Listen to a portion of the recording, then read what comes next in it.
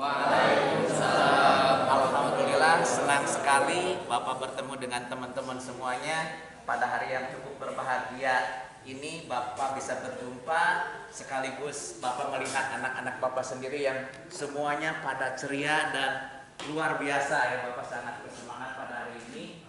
Beberapa hari yang lalu Bapak mendapatkan suatu insight bahwa suatu ide ya yang ingin Bapak sharekan kepada teman-teman semuanya terkait dengan ide bisnis. Ide bisnis itu tidak perlu yang gimana ya, perfeksionis teman-teman.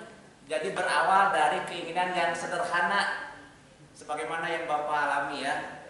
Bapak tadi bikin apa tadi? Tours and Travel ya, Java Beauty. Ini berawal dari keinginan yang sederhana teman-teman ya. Yaitu apa? Yaitu dan alhamdulillah mohon doanya ya teman-teman, mudah-mudahan perusahaan ini cepat berkembang karena sudah dapat beberapa order gitu ya, dan nanti bulan tanggal Januari itu ada kelompok juga alhamdulillah, dan ada kegiatan mahasiswa juga di sini, juga ada yang mulai pesan alhamdulillah ya. Ini ya baru beberapa hari ya, tanggal mungkin sekitar tanggal 20 Oktober tahun 2025 ya teman-teman semuanya. Ini berawal dari ide ini berawal dari apa teman-teman? Berawal dari sesuatu yang sederhana yang sesuai dengan tadi apa? Passion. Saya itu ingin apa gitu ya. Kalau saya melihat produk ini, produk itu sesuai nggak value-nya dengan saya. Ketika mungkin Anda teman-teman ya, ketika Anda melihat kereta bayi gitu ya, ini tergantung dari value dari pengguna kereta bayi itu sendiri ya. Ya teman-teman ya.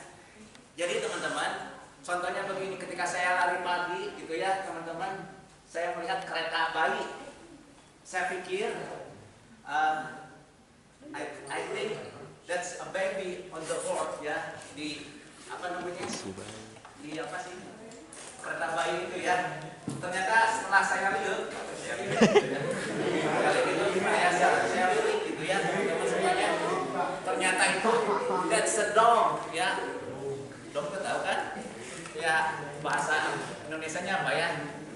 Ya, jangan keras-keras ya ibu. Apalagi sambil menengok saya, terjemahnya apa? Jadi ke saya gitu kan ya. Jadi tergantung si produk itu tergantung dari value penggunanya. Ternyata saya pikir itu di dalam kereta bayi itu bayi beneran ya, anak manusia, tetapi is the fact is the dog gitu ya. Nah, saya juga menjadi ruas pada waktu itu. Next. Nah disitulah apa namanya teman-teman, kita harus jangan berpikir ngejelimet. Saya ini teman-teman terus terang aja, awal saya bikin Tours and Travel ini karena saya ingin banyak bepergian dengan gratis teman-teman. Sangat harus realistis teman-teman keinginan itu ya. Jadi jangan terlalu tinggi dan harus apa, realistis gitu ya. Jangan sampai saya ini ingin apa, misalkan contoh saya ingin menikah dengan artis tapi artis Arab, tapi wah ngejelimet gitu ya. Jadi nggak harus bisa di describe gitu ya teman-teman ya. Oke, ini merupakan suatu hal yang sangat penting untuk materi kita. Berawal dari ide, yaitu bagaimana kita membuat apa namanya bisnis plan untuk teman-teman ya. By the way, teman-teman di sini ada yang tahu nggak apa itu bisnis plan? Dan saya udah pernah dengar ada bisnis plan? Pak Haji, kalau plan itu apa ya? Kalau bisnis, perencanaan bisnis, bagus ya. Itu isinya apa sih? Kira-kira? Kenapa sih kita harus bikin bisnis plan gitu ya teman-teman semuanya? Untuk apa sih fungsinya? Ya. Untuk mengkonsep suatu bisnis, bagus. Ya. Silakan yang lain, teman-teman. Untuk apa? Apa tadi? Konsep dari bisnis plan itu apa? Untuk mengkonsep suatu bisnis. Untuk siapa ya, teman-teman? Untuk konsumen, bagus. Ada lagi untuk siapa kira-kira? Ya, bisnis plan untuk siapa teh? Untuk saya, untuk siapa?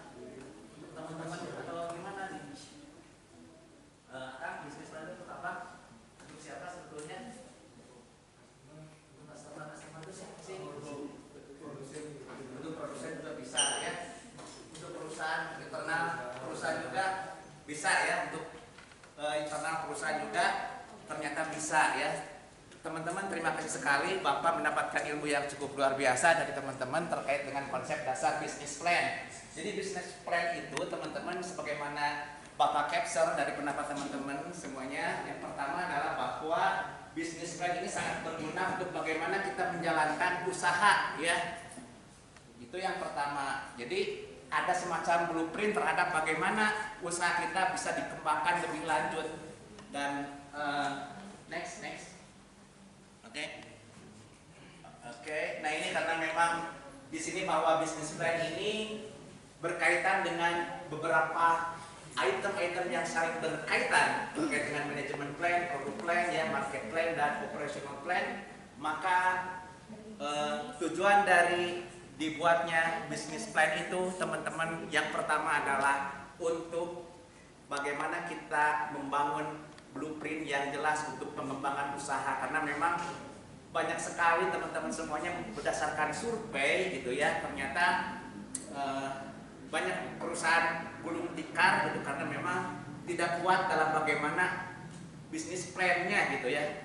Dan yang kedua adalah tidak sesuai dengan soul atau passion-nya, karena ikut-ikutan sekarang lagi rame apa ya saya ikutan aja, misalkan sekarang lagi jualan rame apa, jualan cilok ya saya jualan cilok gitu ya, dan tidak sesuai dengan passion-nya sehingga kreativitasnya sulit untuk bisa dikembangkan gitu, karena memang di bisnis itu harus ada product differentiation gitu ya, tahu kan product differentiation. Jadi supaya memang misalkan ada beberapa perusahaan yang sejenis tetapi saya ini lebih khasnya seperti ini sehingga mudah dikenal oleh customer gitu ya. Oke, next. Jadi kembali lagi kepada fungsi dari bisnis plan. Yang pertama adalah berfungsi bagi yang menjalankan perusahaan tersebut, yang menjalankan bisnis tersebut, dan juga untuk bagaimana kita berkolaborasi terutama dengan, karena perusahaan itu kan berkolaborasi ya, dalam artian dari segi modal gitu kan, dia harus juga bisa memenuhi keinginan dari shareholder dan stakeholder. Next kan ya, shareholder dan stakeholder. Tahu shareholder apakah? Shareholder, anyone who knows what the definition of shareholder? Stakeholder. Anybody knows? Jadi shareholder itu adalah apa? Pemegang apa?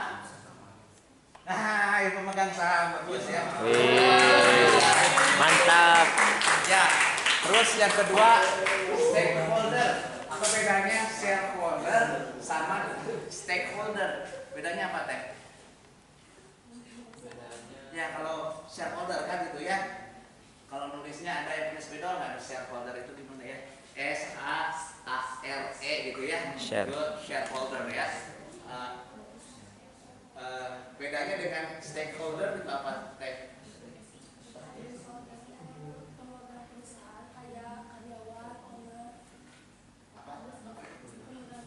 Yang mana? Stakeholder. Ya, bagus. Apa lagi? Pemegang saham. Jadi stakeholder itu intinya adalah yang mempunyai kepentingan terhadap perusahaan ya. Ya gitu ya. Jadi bisa bedain ya. Siapa yang ingin mengulangi lagi perbedaan antara shareholder dan stakeholder? So anyone who raise hand? Silakan. Ya. Oke. Yuk. Don't be ashamed ya. Ini aja. Yuk. Oke, gimana? Don't nod your head ya. Jangan menundukkan kepala Anda. Oke. Just be erect. Just be confident ya. Jadi jangan sakut-sakut. Bapak juga sedang belajar. Bapak juga buktinya sedang belajar apa? Bapak membawa buku. Bapak membawa catatan. Who knows? Bapak mendapatkan ilmu baru dari teman-teman ya. Jadi kita teman-teman jangan berpikiran seperti ini ya. Teman-teman ini mendapatkan ilmu hanya dari dosen gitu kan. Teman-teman juga mendapatkan ilmu bisa dari kolega ya, teman sekitarnya, lingkungannya. Sehingga kalau dalam Islam itu janganlah kita badrul haq wa khomtunas kan, jadi menolak kebenaran dan menyepelekan manusia. Itu dalam hadis riwayat Al-Bukhari. Jadi Bapak juga sama di sini ya. Bapak sedang belajar sama teman-teman gitu ya. Oke.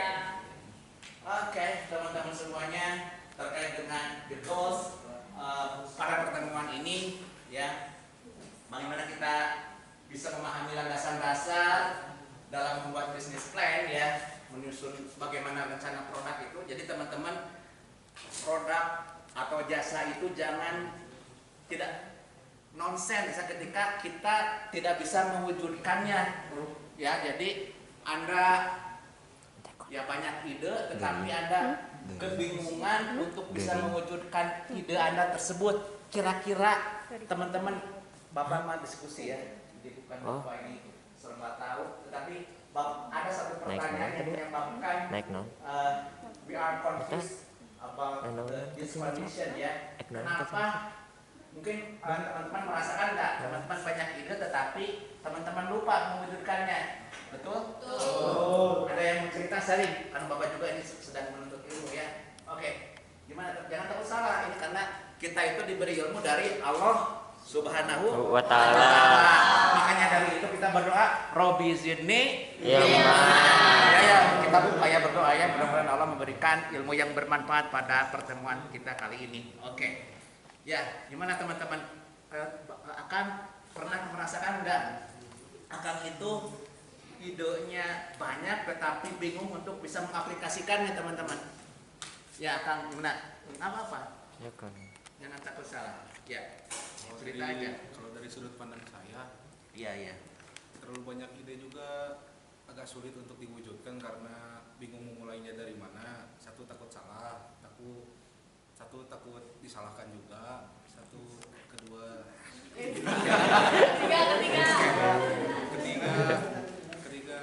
terlalu terobsesi dengan pandangan orang lain, jadi yang tidak bisa diatur gitu. Okay, that's right. Yes. Because our goal not for everybody around here ya. Jadi maksudnya kita jangan coba-coba ya, gimana ya, berkaitan dengan hal yang menjadi passion kita itu kita harus temukan dari awal. Karena kebahagiaan itu, jadi gini teman-teman ya, kadang-kadang kita itu stuck karena kita berpikir terlalu banyak kepada orang lain. Bukan berarti kita tidak boleh berikan orang lain, tetapi ada semacam apa ya, clue untuk bagaimana kita bisa bergerak menghasilkan suatu ide yang bisa kita laksanakan. Yang pertama adalah kebahagiaan itu gitu ya, bukan berasal dari bagaimana kita bisa mendefinisikan orang lain harus bahagia terhadap versi orang lain terhadap kita. Tidak boleh ya. Jadi kita itu bahagia itu harus sesuai dengan apa yang kita inginkan.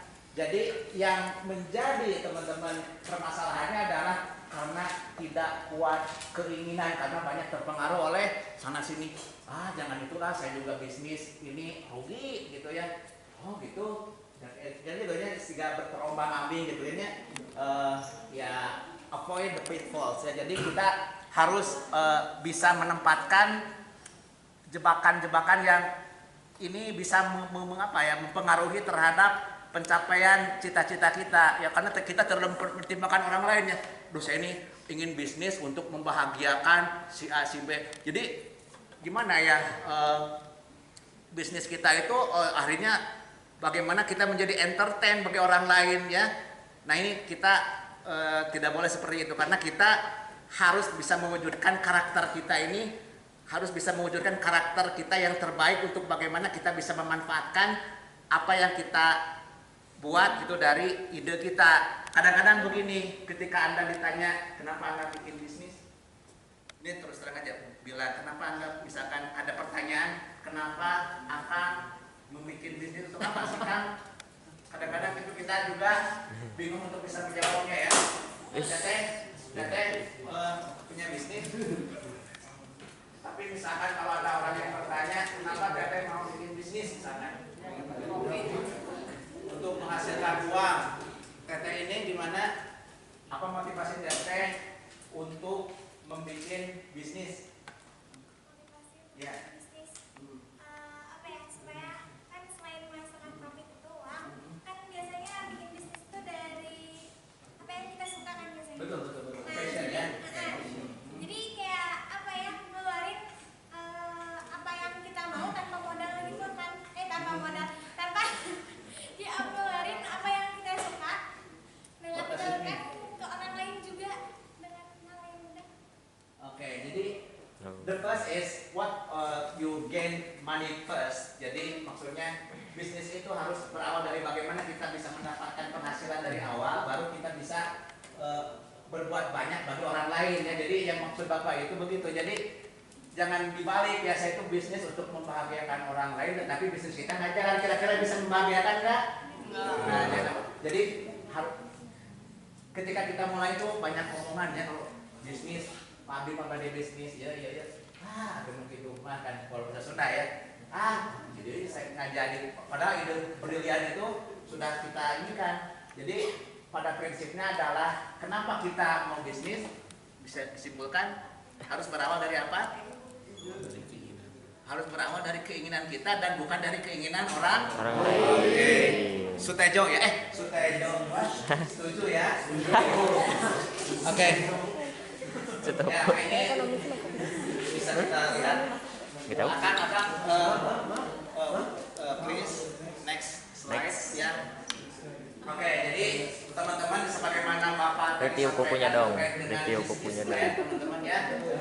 Ya, ini bagaimana kita bisa melihat dari proses membangun suatu ide gitu ya, mengumpulkan dan menganalisisnya gitu ya. Jadi ide itu ternyata berawal dari data-data atau informasi yang kita kumpulkan sehingga kita mendapatkan suatu peluang untuk bisa menerapkan strategi ya. Bagaimana kita juga bisa merencanakan keuangan, mendokumentasikannya. Ya ini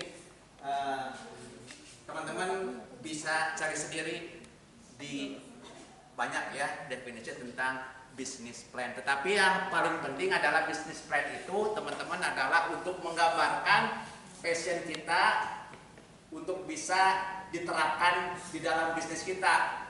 Kadang-kadang gini ya teman-teman, teman-teman jangan mencari tagline yang tidak sesuai dengan jiwa dari teman-teman sendiri ya. Kena-kena ini bagus dari medsos, tagline saya ini saya banget gitu. Tapi itu tidak dijiwai karena memang teman-teman semuanya, customer itu akan melihat kita tergantung dari hati ya, heart to heart gitu. Ada tahu iklan dari Honda ya, apa tuh? One heart. Jadi One kita itu heart. sama Satu hati. itu harus one heart. Ketika kita mempersonal brandingkan perusahaan kita dengan tepat kepada pelanggan kita, maka dia itu merespon sesuai dengan keinginan yang kita rencanakan gitu ya. Oke, teman-teman semuanya, next ya. Oke. So before I continue these materials, so who raise hand about maybe you have a question? Aya pertarosan saya. Bahasa Jerman ya. Oke. Ya, gimana? Ada pertanyaan? That's enough. Ya. Nothing. Ya. Oke. Dan Bapak juga ini terinspirasi bikin Tours and Travel itu terkait dengan teman-teman yang ingin belajar ketemu bule itu kan jalan-jalan sambil jalan-jalan gitu, sederhana gitu. Jadi kembali bahwa ini teman-teman ya, setidaknya ini banyak sekali metode bisnis plan atau kita merancang bisnis plan itu teman-teman banyak versinya ya, tapi yang Bapak senang ini ada 9 gitu ya teman-teman ini ya. Yang pertama adalah terkait dengan executive summary gitu ya. Ini terkait dengan hal-hal yang berkaitan dengan hal-hal yang harus diketahui oleh kolega kita, oleh teman-teman kita terkait dengan perusahaan ini ya. Nah ini juga yang kedua adalah company description, yang ketiga service and product ya, yang keempat terkait dengan market analysis. Teman-teman semuanya ada yang tahu nggak sekarang ini teman-teman versi marketing keberapa ya teman-teman? Ya. Intinya teman-teman, sebagus apapun bisnis plan yang kita bikin tetapi kita tidak bisa menjual, it's not sense ya. Not sense itu non hartosna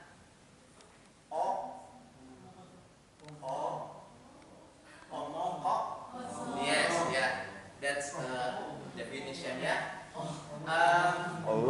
Baik, nanti kita akan coba latihan tentang ini, tetapi teman-teman semuanya yang akan Bapak garis bawahi adalah terkait dengan bisnis plan ini. Fungsinya yang pertama adalah sebagai guidance untuk pengusaha melakukan suatu bisnisnya ya.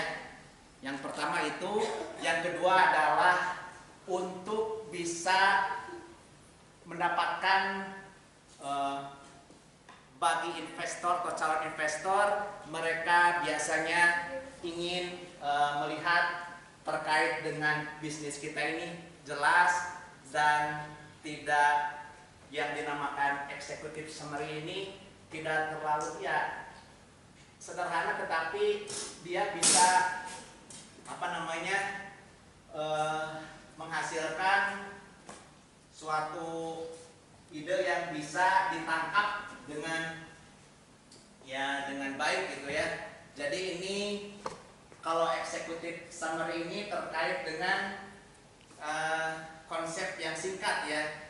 Misalkan perusahaan kami yang baru didirikan ini apa tadi?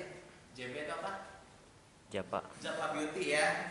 Tours and Travel ini diterangkan di executive summary itu kira-kira seperti apa teman-teman ya? Ya.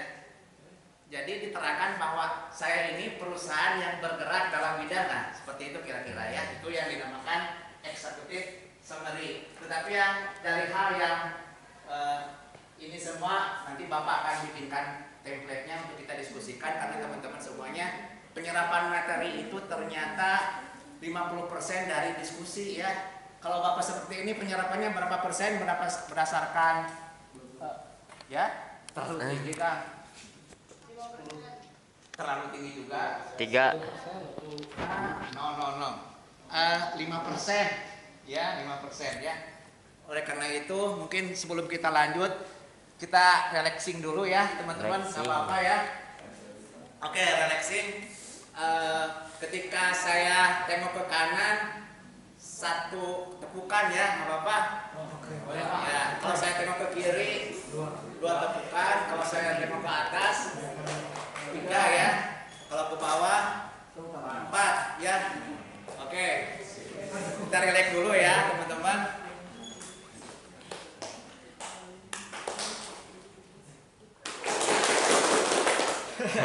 Ingat waktu seminar di sana ya. Pada ikutnya semuanya teman-teman? Ikut. Oke. Oh iya teman-teman, hari Kamis ada acara atau ada agenda nggak? Yang Mela itu ada undangannya untuk mengikuti pengajian Sarjana ya?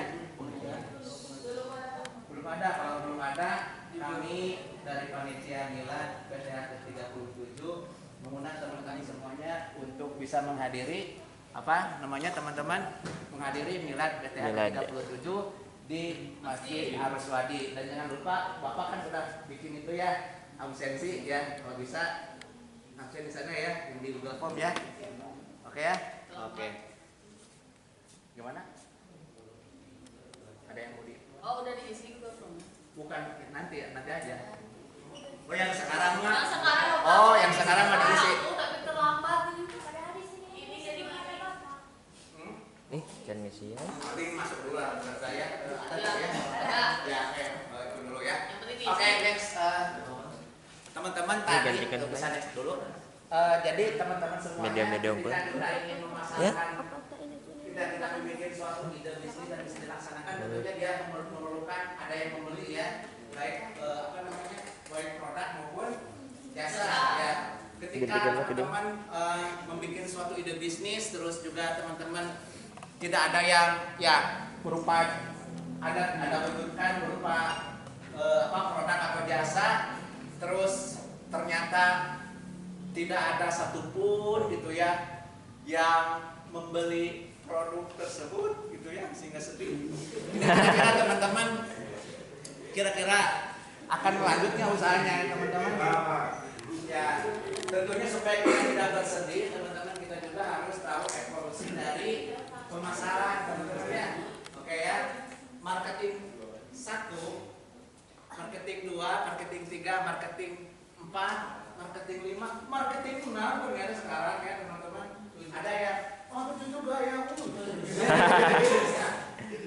Ya, Bapak ingin sedikit spill aja terkait dengan marketing tradisional teman-teman ya. Oke, tapi kesininya ini tradisional ini karena memang apa namanya orientasinya belum meskipun ada sedikit digitalnya tapi belum terlalu dibumingkan ya digitalnya ya.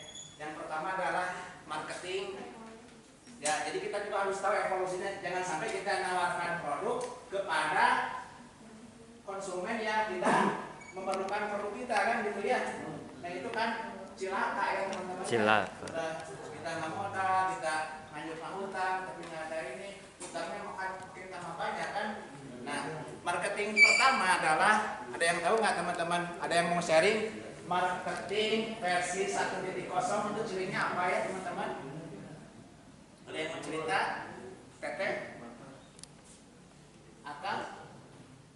Marketing 1.0 itu seperti apa sih? Apakah dia gondrong atau gimana?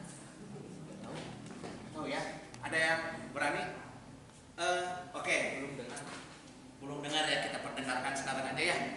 Marketing 1.0 itu berawal kurang lebih ya 1950. Teman-teman udah pada lahir belum? Kira-kira mungkin orang tua teman-teman udah nikah atau belum ya? Belum juga ya. Mungkin orang tua teman-teman juga belum lahir ya. Yo 1950 udah lahir? Belum ya. Jadi teman-teman yang perlu digarisbawahi adalah apa namanya, marketing 1.0 itu adalah marketing modern gitu ya. Awal dari marketing modern ya, meskipun ya dianggap tradisional juga karena memang yang untuk membedakan real dari digital dan sebelum digital gitu ya. Yang pertama adalah diawali pada tahun 1950 di mana Amerika baru merdeka ya teman-teman ya. Kira-kira kalau negara itu baru merdeka, ekonominya gimana teman-teman? Dia bisa menguasai banyak resource, ya? Oh iya, ya. Silakan. Oke. Mau bapak bantu mau ambil kursinya? Enggak usah. Ya. Teman-teman semuanya, bapak itu tadi bicara apa? Marketing 1.0 ya. Ketika negara baru merdeka dan banyak negara yang ditaklukkan gitu ya, kira-kira kita mah bukan pesangonnya kalau gonimah gitu ya, kira-kira seperti itu ya. Kira-kira gonimahnya banyak atau sedikit? Banyak ya. Nah, Amerika tahun 1950 penduduknya karena resource-nya cukup luar biasa dan bisa menyatukan beberapa negeri negeri apa ya? Jadi ada state-state gitu ya. Sehingga menjadikan negara makmur pada saat itu, sehingga teman-teman semuanya pada situasi itu orang memiliki banyak uang ya, dan kelebihan banyak uang, sehingga teman-teman pada marketing 1.0 itu adalah terkait dengan produk sentrik. Tahu teman-teman yang dinamakan produk sentrik? Sentrik. Produk nyentrik ya. Produk nyentrik mah gaya. Produk sentrik tahu? Jadi berfokus kepada produk. Jadi mereka itu membuat suatu produk yang sempurna. Tahu sempurna ya? Jadi semua fitur dalam satu produk itu ada gitu ya teman-teman dan lengkap. Sehingga efeknya berapapun harga yang ditawarkan kepada customer, kira-kira laku nggak ya produk itu? Karena customernya juga, penduduknya juga punya banyak uang dan bahkan kelebihan uang, kira-kira produk apapun yang kita tawarkan bakal laku? Nah, akan laku ya teman-teman semuanya. Itulah ciri dari produk sentrik ya. Yang kedua, sekitar tahun 1970 ya, di Amerika Serikat terjadi yang dinamakan krisis moneter ya. Sehingga berakibat apa teman-teman, kira-kira kalau negerinya sedang krisis moneter, apakah akan berpengaruh terhadap daya beli? Ya, akan berpengaruh. Kira-kira gimana tuh? Akan gimana ya? Daya belinya apakah? Oh iya, saya lagi tidak mampu, ya, tapi saya ya ada gitu. Itu nonsen ya, itu nggak mungkin ya. Jadi kira-kira minimal kalau saya mau beli angka ini, Bapak mungkin berpikir ulang ya. Iya sabaraha. Jadi paling dia. Jadi teman-teman ada anekdot seorang pemasar ya. Dia tuh tahu seorang itu tidak punya uang tapi ingin beli gitu ya. Ini kadang-kadang gini. Ayo sabaraha, iya sabaraha, iya sabaraha. Kedewanya ada kadang-kadang seperti itu ya. Ya, jadi banyak pertimbangannya ya teman-teman, sehingga ketika dipicu oleh krisis ekonomi ini, si customernya itu it's difficult to buy something for them ya. Jadi mereka itu mau beli itu penuh dengan pertimbangan ya teman-teman ya. Sehingga bagaimana pasar merespon ya seperti itu. Jadi bagaimana perusahaan itu merespon terhadap pasar yang kondisinya seperti itu. Kira-kira gimana teman-teman agar produknya itu tetap bisa diperjualbelikan dengan kondisi masyarakat yang ketika kita tawarkan suatu produk itu dengan penuh pertimbangan gitu ya. Jadi strategi apa yang bisa dilakukan suatu produsen agar mereka tetap bisa menjalankan usahanya? Kira-kira gimana? Ya. Oke. Ya. Don't hesitate ya. You try. Okay. Anybody who knows? Ya. Gimana? Jadi teman-teman semuanya, strategi yang paling ya, bukan paling ya. Strategi yang paling realistis adalah mengurangi fitur dari suatu produk sehingga produknya kira-kira lebih murah, mudah terjangkau kan?